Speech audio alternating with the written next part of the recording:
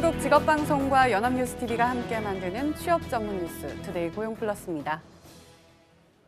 정부가 일자리를 늘리려 지난 1년 새 2번의 추가 경정 예산을 비롯해 온갖 대책을 내놓고 있습니다만 사정이 참 좋지 않습니다. 일할 능력도 있고 취업을 원하는데도 마땅한 곳이 없어 구직 활동을 안 하는 구직 단념자가 1년 새 4만 명 늘어 46만 명에 육박한 겁니다. 정인용 기자입니다. 취업자 증가수가 10만 명대 초반대에 그치는 금융위기 이후 최악의 고용 쇼크가 석 달째 이어지고 있습니다. 하지만 고용 쇼크는 일자리 증가 둔화뿐만 아니라 아예 고용 시장을 떠난 사람 수에서도 분명히 드러납니다. 취업을 원하고 가능하지만 도전하기를 포기한 구직 단념자는 지난달 기준 45만 8천 명. 고용 한파 탓에 1년 새 4만 명 넘게 늘었습니다. 노동시장에서 일자리를 구하려고 해도 워낙 일자리 구하기 힘든 상태니까 많은 실패를 경험하면서 구직 활동을 해봐야 자기가 바라는 일자리를 구하기 힘들다라는 판단으로 역시 규정상 실업자가 아닌 그냥 쉬는 인구도 증가일로입니다. 그냥 쉬었으므로 분류된 사람은 175만 명, 1년 전보다 12만 명이나 늘었습니다. 이 가운데 6명 중 1명은 청년들이었습니다. 비경제활동 인구 중 연령 계층별 쉬었음 인구는 전년동을 대비 30대에서 감소했으나 나머지 모든 연령 계층에서 증가했습니다. 정부는 공공부문과 중소기업을 중심으로 취업자를 늘리고 최저임금을 올려 내수를 키우는 소득주도 성장 정책을 펴고 있습니다. 하지만 아직까지 기대했던 선순환이 나타나지 않으면서 고용시장의 빙하기 탈출은 기약이 없는 실정입니다. 연합뉴스TV 정인용입니다. 취업 걱정은 대학생들이 받는 가장 큰 스트레스 중 하나입니다. 대학을 졸업하고 취업 준비를 하고 있는 취준생들 7명 가운데 1명은 스트레스 때문에 극단적인 선택까지 생각한 적이 있다는 조사 결과가 나왔습니다. 박현우 기자입니다. 취업 스트레스로 자살까지 생각해 본 적이 있다고 답한 취업 준비생의 비율이 7명 중 1명꼴이라는 조사 결과가 나왔습니다. 정의연 서울대 보라매병원 교수 연구팀이 4년제 대학을 졸업한 취준생 124명을 대상으로 설문한 결과 15.3%인 19명이 그 스트레스로 자살을 생각한 적이 있다고 답한 것으로 나타났습니다. 39.5%는 우울증 진단이 가능한 수준의 우울 증상을 경험했다고 답한 것으로 집계됐습니다. 계열별로는 인문, 사회계열 전공자들의 스트레스가 심각했습니다. 20개 항목의 설문지로 측정한 인문학과 사회과학 전공자의 취업 스트레스 수치는 55.86으로 전체 평균과 자연과학, 공학 전공자 수치를 웃돌았습니다. 또 학자금을 대출받은 학생의 취업 스트레스는 57.32로 대출을 받지 않은 학생 52.98보다 큰 것으로 나타났습니다. 취업 준비생들이 느끼는 압박과 스트레스, 정신건강 문제가 심각한 수준입니다. 취업과 청년 실업 문제를 단순히 경제 문제로만 접근할 것이 아니라 건강권 문제, 삶의 질 문제로 풀어가는 것이 중요합니다. 연구팀은 취준생의 우울증에 대한 사회적 개입이 시급하다며 이들을 지원할 수 있는 정신건강 서비스와 사회적 지지의 확대가 필요하다고 강조했습니다. 연합뉴스TV 박현우입니다. 어린이날 연휴 2주 만에 이번엔 석가탄신일로 이어지는 징검다리 연휴입니다. 유통가에서는 때를 놓치지 않고 연휴 특수를 노린 마케팅 대전이 벌어지고 있습니다. 정선미 기자입니다. 산더미처럼 쌓인 수박들. 사람들은 싱싱한 수박을 골라 카트에 담습니다. 정육 코너는 저렴한 삼겹살 등을 사려는 사람들로 북적입니다. 연휴를 맞아 나들이 떠나는 가족 등을 겨냥해 한 대형마트가 기획한 먹거리 할인 행사입니다. 손주하고 연휴가 길어서 같이 먹으려고 샀어요. 이 수박이 여기 맛있다고 그래가지고 일부러 사러 나왔어요. 가격도 진짜 저렴해요. 징검다리 연휴다 보니까 가족들하고 이제 식사를 같이 할 수 있는 상품들을 좀 준비를 했어요. 최고급 스테이크라든지 아니면 온 가족이 먹을 수 있는 수박 등 이런 부분을 할인을 좀 많이 좀 해서. 백화점에도 할인 행사를 알리는 현수막이 걸렸습니다. 백화점 3사는 첫 연휴가 있었던 지난 4일부터 7일까지의 매출이 지난해보다 최대 17% 늘었습니다. 연휴가 짧아 해외여행보다는 국내에서 휴가를 즐기는 사람들이 많았던 덕분인데 백화점들은 이번 징검다리 연휴에도 비슷한 특수를 기대하고 있습니다. 황금 연휴를 맞이하여 고객분들이 많이 와주실 것으로 예상하고 5일간의 쇼핑 축제라는 테마로 여성, 남성 패션을 포함한 200여 개 브랜드들의 다양한 할인 행사를 준비했습니다. 5월의 마지막 연휴를 맞은 유통가는 소비자들의 지갑을 열어 부진했던 실적을 만회하기 위한 총력전이 한창입니다. 연합뉴스TV 정선미입니다. 산업은행과 미국 제너럴모터스 GM이 18일 한국 GM 정상화를 위한 기본 계약서를 체결하고 협상을 공식 종료했습니다. 양측은 계약서 관련 내용은 비밀로 유지하기로 약정했다며 구체적인 내용을 밝히지 않았습니다. 다만 지난 10일 산업 경쟁력 강화 관계 장관회의 결과나 11일 산은이 GM에 발급한 금융 제공 확약서와 내용이 달라지지 않을 것으로 알려졌습니다. 회사가 내지 않아 체납 상태인 국민연금보험료가 2조 원을 넘어서면서 100만 명 넘는 노동자들이 노후 대비에 피해를 보고 있는 것으로 나타났습니다. 국민연금공단에 따르면 사업장이 내지 않은 국민연금보험료 누계는 3월 기준 2조 1천억 원에 달합니다. 이 때문에 월급에서 자신의 몫의 연금보험료를 원천 징수당하고도 체납 통지를 받은 노동자는 2016년의 경우 104만 명에 달했습니다. 하지만 대부분 체납회사가 영세하거나 폐업한 상태여서 돈을 받아내기 어려워 연금이 줄어드는 피해는 고스란히 노동자 몫이 되는 실정입니다.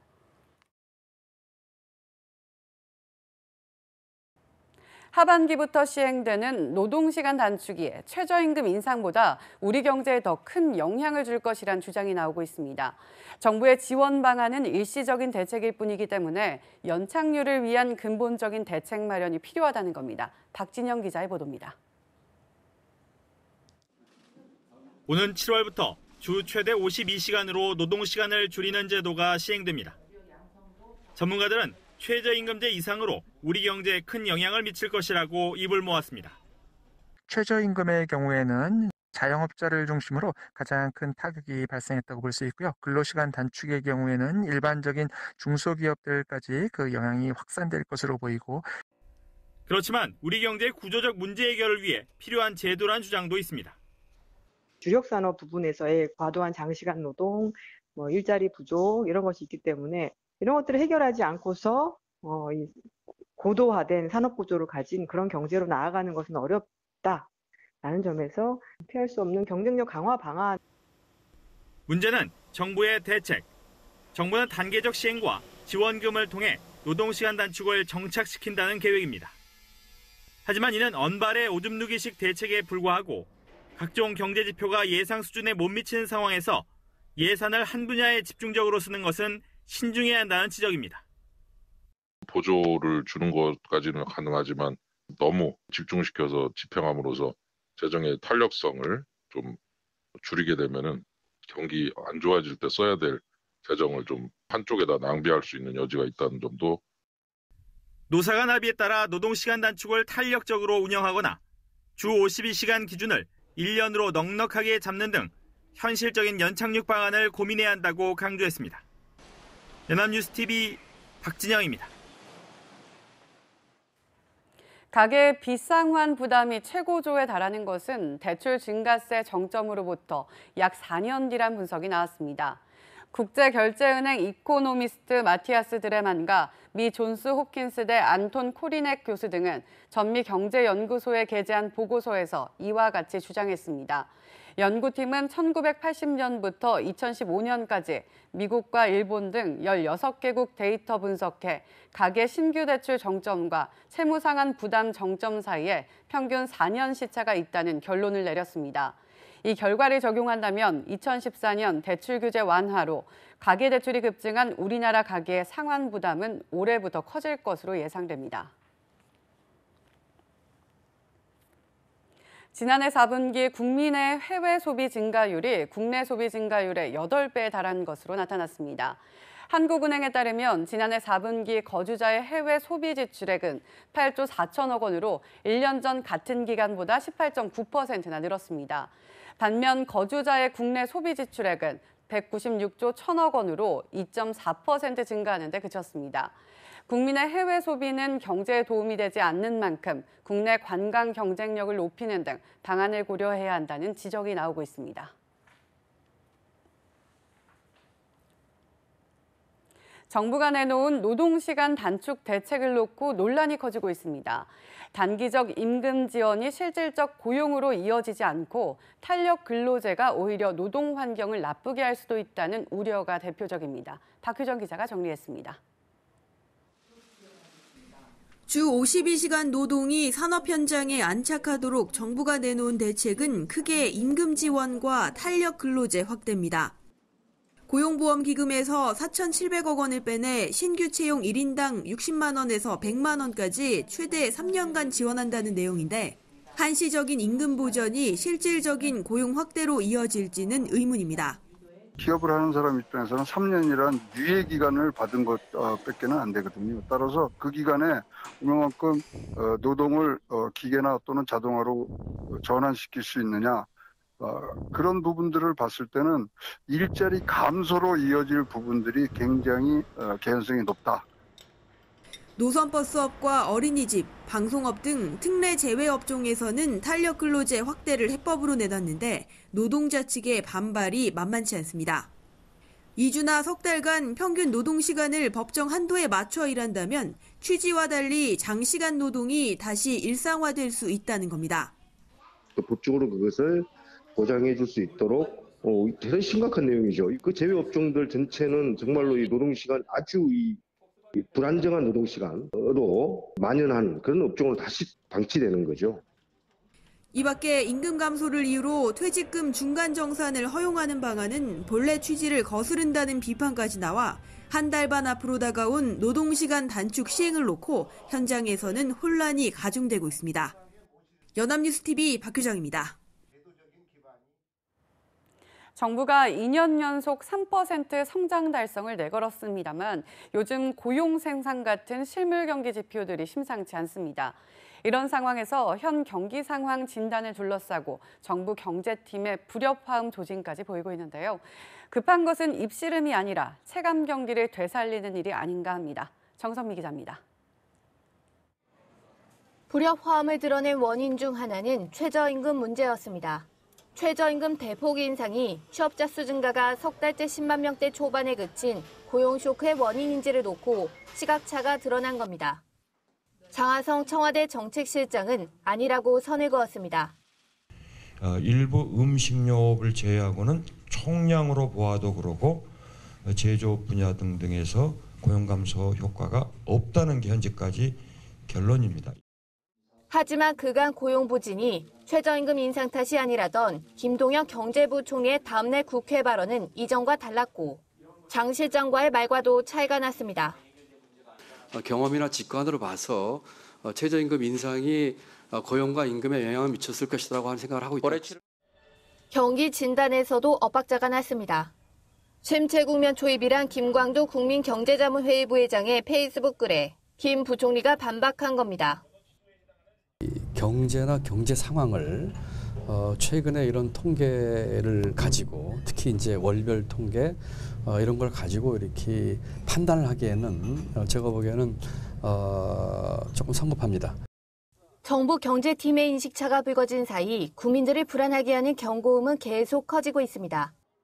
경제협력개발기구의 한국경기선행지수는 9개월째 하락세고 투자은행 골드만삭스는 경기지표 부진 탓에 한은의 기준금리 인상이 7월에서 10월로 늦춰질 것이란 전망을 내놨습니다. 연합뉴스TV 정선미입니다.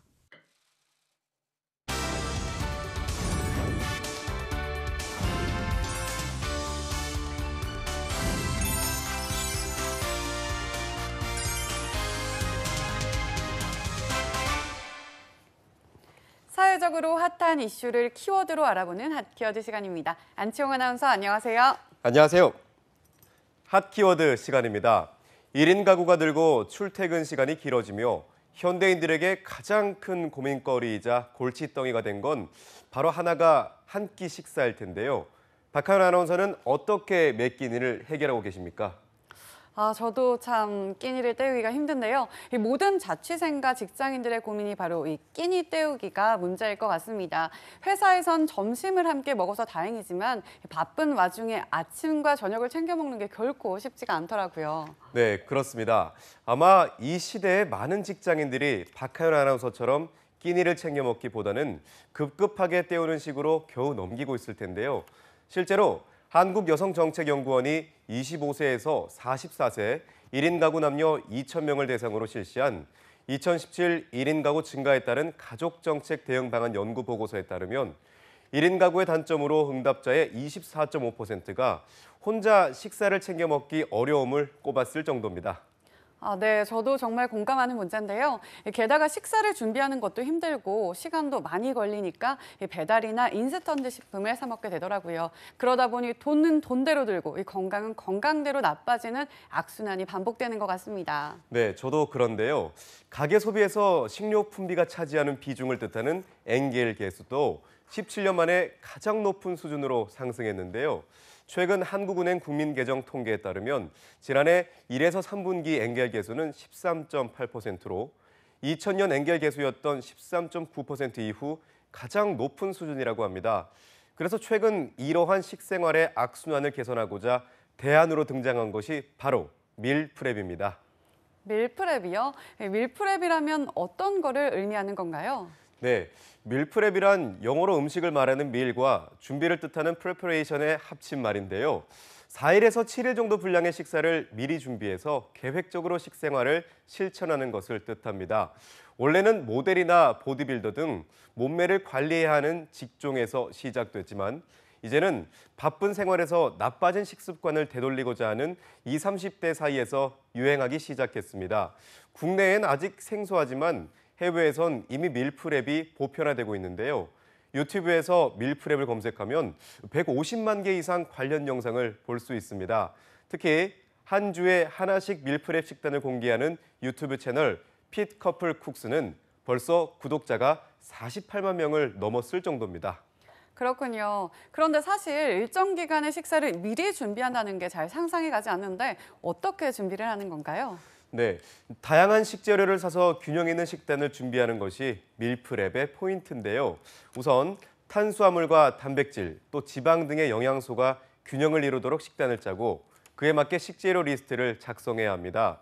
쌀과 곡류, 고구마, 또 감자 등의 탄수화물과 굽거나 데친 새우살, 소고기, 닭가슴살, 또 터키햄 등의 단백질로 주요 영양소를 채워주고요.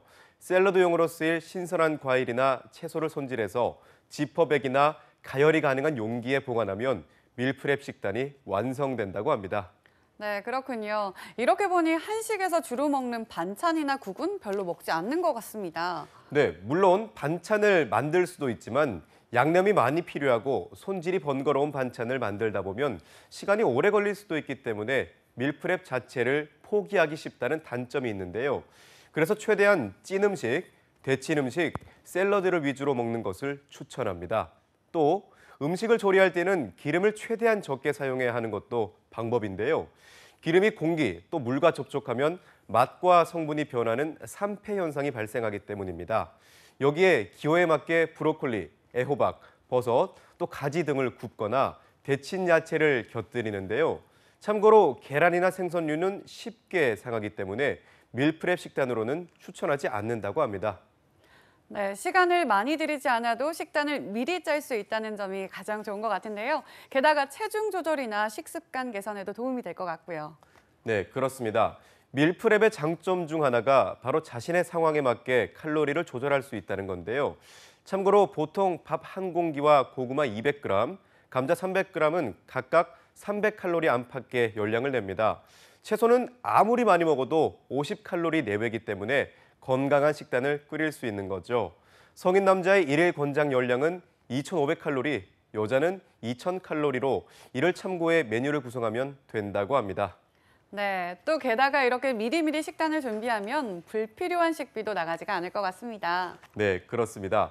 무엇보다 계획성 있는 소비를 통해 불필요한 식비를 줄이고 함께 건강을 챙길 수 있다는 점은 밀프렙이 현대인들에게 각광받는 이유인데요.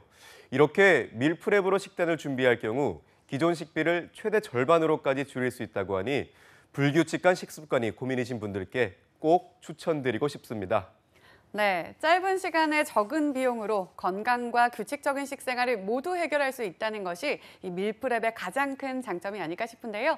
여러분도 한번 밀프렙에 도전해 보시기 바랍니다. 저도 오늘부터 당장 밀프렙에 동참하겠습니다. 지금까지 핫키워드 안치홍 아나운서였습니다. 고맙습니다. 고맙습니다. 지금까지 투데이 고용 플러스였습니다. 오늘 저희가 준비한 내용은 여기까지입니다. 함께해 주신 여러분 고맙습니다.